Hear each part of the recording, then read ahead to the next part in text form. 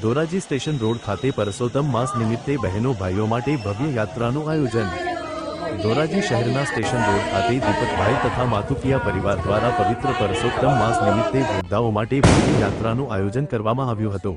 આ ધાર્મિક પ્રસંગે મોટી સંખ્યામાં બહેનો તથા ભાઈઓ ઉત્સાહભેર જોડાયા હતા અને ભક્તિમય વાતાવરણ સર્જાયું હતું। આ યાત્રામાં ઉપસ્થિત સૌએ પરસોત્તમ માસના ધાર્મિક મહિમાનો લાભ લીધો હતો। સમગ્ર કાર્યક્રમ દરમિયાન ભક્તિભાવ અને શ્રદ્ધાનો માહોલ જોવા મળ્યો હતો। આયોજન કરતા દીપકભાઈ તથા માતુકિયા પરિવાર દ્વારા વૃદ્ધાઓને વિશેષ સન્માન સાથે યાત્રામાં સામેલ કરવામાં આવ્યા હતા। રિપોર્ટ નયનભાઈ રાવરાણી। જય દ્વારકાધીશ।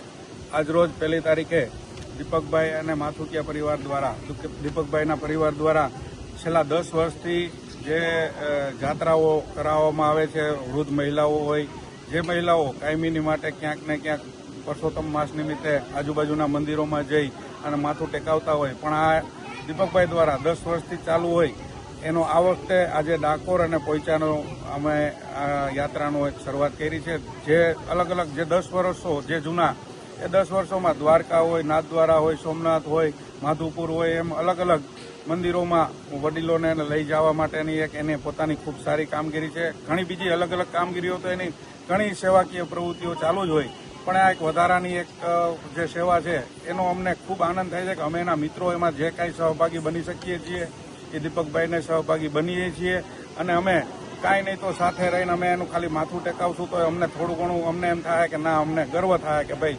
પરિવાર દીપકભાઈના પરિવાર દ્વારા ખૂબ સારી કામગીરી થઈ છે। અમે બધા એને શુભકામનાઓ પાઠવીએ છીએ અને આવા નવા કાર્યો દીપકભાઈ અને પરિવાર કરતા રહે એવી અમારી લાગણી છે।